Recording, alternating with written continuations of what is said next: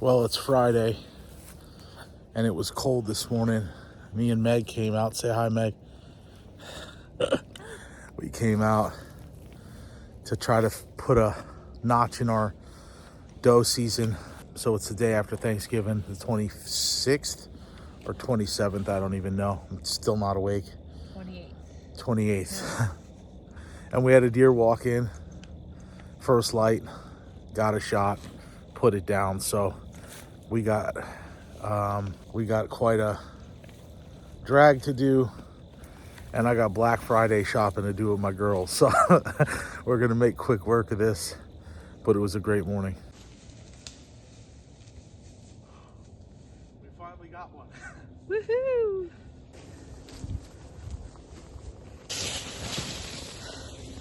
Got all the other stuff.